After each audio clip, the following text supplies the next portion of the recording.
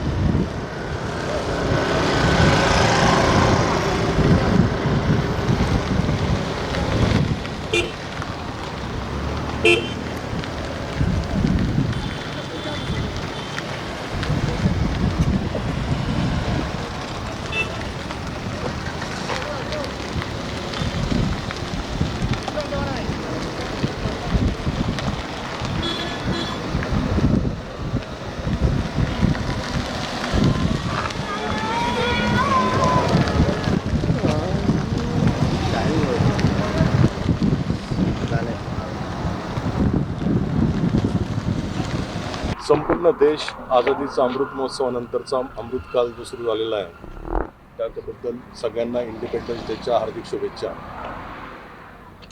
अखंड भारतामध्ये हा सण खूप महत्त्वाचा मानला जातो. म्हणजे फ्रीडम एन्जॉयमेंट आपण ज्याची आज व्हॅल्यू नाही करू शकत, जी आजपासून 76 वर्षापूर्वी ज्या लोकांनी बलिदान करून मिळवलेलं आहे, it's इनकम्पॅरेबल.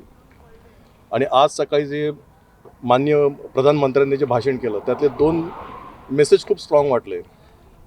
The world is now coming to the new order after COVID. Really we have been through the lot of change management. We have seen a lot of ups and downs, and the country is moving towards the progress. So that's a great sign. The same thing for the Goa.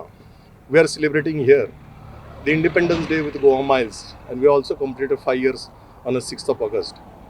मुख्यमंत्र्यांची जी स्वप्न आहे गोव्यासाठीचं स्वयंपूर्ण गोवा, त्या संबंधित आमचं जे contribution आहे त्याच्यामध्ये स्वयंपूर्ण गोवासाठी जी आम्ही नवीन स्कीम सुरू केलेली आहे गोव्याच्या टॅक्सी पात्राव, ती खूप चांगल्या सक्सेसफुल पद्धतीने राबवण्यात आलेली आहे.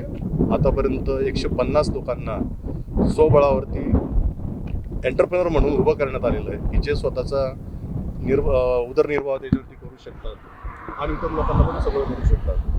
याच पद्धतीने साधारण अजून 850 लोकांना सबळ केलं जाईल. अजून काही नवीन संकल्पना आमच्या डोक्यात आहे ज्या गोव्यासाठी आम्ही कॉन्ट्रीब्यूट करू इच्छितो. पण तत्पूर्वी मला त्या सगळ्या घटकांचा आभार मानायचं आहे की जे गोवा माइल्सच्या सक्सेससाठी किंबहुना कम्प्लीट टुरिझमच्या रिव्हॅम्पसाठी कॉन्ट्रीब्यूट करतायत. मग ते पॉलिटिकल लॉबीज असो, मिनिस्ट्रियल असो, ॲडमिनिस्ट्रेशन असो, गोवा टुरिझम डेव्हलपमेंट असो, गोवा ट्रान्सपोर्ट डिपार्टमेंट असो, आणि अजून ते टॅक्सी धारक जे गोव्यात आहेत ते तर आहेच, they are integral part of that. We are standing tall on just top of the contribution from all the taxi people were joining Goa mile. पण तेही घटक जे गोवा माइल सोबत नाही आहेत त्यांचे कॉन्ट्रीब्युशन गोव्याच्या टुरिझम सेक्टरला परावृत्त करण्यासाठी, उद्विग्न करण्यासाठी खूप चांगल्या प्रकारे होत आहे. आणि मी त्या मनाने खरोखर त्यांचं सगळ्यांचं आभार प्रदर्शन करतो. एक शेवटची गोष्ट मी तुमच्यासमोर सबमिट करू इच्छितो की हे जे गोव्याच्या टॅक्सी पात्रावची स्कीम आहे ही आम्हाला लिमिटेड टू कोस्टल बेल्ट किंवा लिमिटेड टू स्पेसिफिक एरिया ठेवायची नाही आहे. गोव्याच्या सर्वांगीण विकासाचं जे स्वप्न आहे मुख्यमंत्र्याचं, त्याच्यामध्ये ती तळागाळापर्यंत, खेड्यापाड्यापर्यंत प्रत्येक एरियात जाऊन तिथल्या घटकाला स्वबळावरती कसं पुढे आणता येईल आणि त्याला एंटरप्रेनर कसं बनवता येईल या दृष्टीने आम्ही कास धरलेली आहे. आणि त्या दृष्टीने आम्ही गव्हर्नमेंटचा सपोर्ट पण घेतो आहे. त्यात खूप एक महत्त्वाची गोष्ट अशी मीडियाच्या निदर्शनाच्या आम्हाला लक्षात आलेली आहे की काही लोकांचे कमेंट्स असे असतात की टॅक्स पेअरचा पैसा याच्यात जातोय. तर मी तुम्हाला सगळ्यांना क्लॅरिफाय करू शकतो की ही जी स्कीम आहे ही पूर्णपणे गोवा माइलच्या पैशातून राबवली जाते आहे. याच्यासाठी जे पाठबळ लागतं फायनान्शियल ते बँकेचं असतं आणि गव्हर्नमेंटच्या तिजोरीवरती याचा 0 रुपयाचा भार आहे. म्हणजे कोणताही पैसा टॅक्सपेअरचा किंवा गव्हर्नमेंटचा याच्यात वापरला जात नाही. अर्थात मी तुम्हाला सांगताना मला खूप आनंद होतोय, Goa mile is the only probably the biggest travel company in the Goa transport aggregation in the Goa who has paid almost more than 7 crore rupees of taxes in the form of GST, income tax, TDS or whatever liabilities to the government. So we have paid so far on that. And we feel proud about that. In the long run also will be the biggest contributor in terms of tax to the Goa. हा पूर्ण project जो 1000 गाडींचा आहे याची scale साधारण 100 करोडची economy आपण spin करतोय आणि त्यासोबत जेव्हा या गाड्या रस्त्यावरती धावतील त्या ॲडिशनल 100 करोड रुपयाला म्हणजे ही प्रोसेस कशी uncomfortable to comfortable unaccountable to accountable. आजपर्यंत गोव्यामध्ये टॅक्सी चालत असताना तिने कितपत टॅक्स कलेक्ट केलेला आहे हे सगळ्यांना कल्पना आहे. पण गोवा मेलच्या माध्यमातून आता हा टॅक्स अकाउंटेबल होतो आहे म्हणजे ती इन्कम अकाउंटेबल होते. थोडक्यात हे जे ड्रायव्हर्स आता जे गोवा मेलच्या माध्यमातून हे पैसे कमवतात इव्हन त्यांचे रिटर्न फाईल व्हायला लागलेले आहे आणि त्यांचे ITR फाईल होऊन त्यांचं इन्कम टॅक्स गव्हर्नमेंटकडे रिटर्न फाईल व्हायला लागला आहे. ही खूप आनंदाची गोष्ट आहे ॲज अ एंटरप्रेनरशिप स्टोरी म्हणून. लास्टली आम्ही या वर्षाच्या शेवटी एक चांगली संकल्पनातून गोव्यासाठी आणतोय. जोही पैसा आम्ही गोव्यामध्ये स्पिन करतोय गोवा मेलच्या माध्यमातून आमची इच्छा आहे की तो गोव्यासाठी चांगल्या पद्धतीने वापरला जावा आणि या वर्षापासून आम्ही प्रत्येक वर्षी 4 एंटरप्रेनरला सपोर्ट करणारे जे गोवन असतील त्यांच्या डोक्यातल्या ज्या चांगल्या कल्पना असतील त्या कल्पनांना आम्ही आर्थिक पाठबळ देणार. Means will be investor for them and will support them for initial seed round of investment and will support them to become the entrepreneur successful entrepreneur will create a incubation centre. ही योजना आम्ही मुख्यमंत्र्यांपर्यंत discuss केलेली आहे.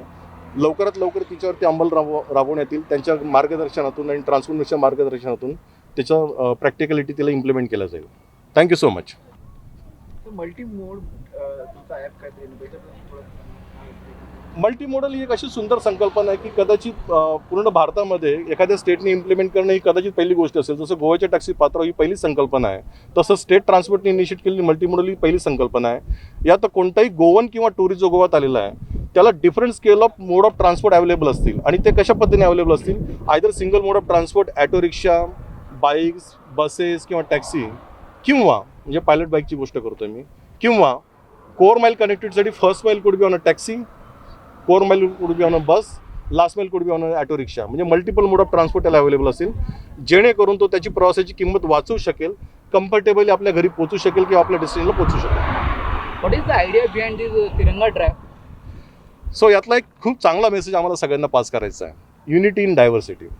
म्हणजे आपण 5 वर्षामध्ये भरपूर काही गोष्टी बघितल्यात अप्स अँड डाऊन बघितलेले आहेत काही ताशेरे ओढल्या गेलेत मीडियामध्ये पण या ठिकाणी जे जमलेले लोक आहेत हे कोणत्या स्पेसिफिक घटकाचे नाही आहेत राईट. तर यात असं काही डिस्क्रिमिनेशन नाही आहे.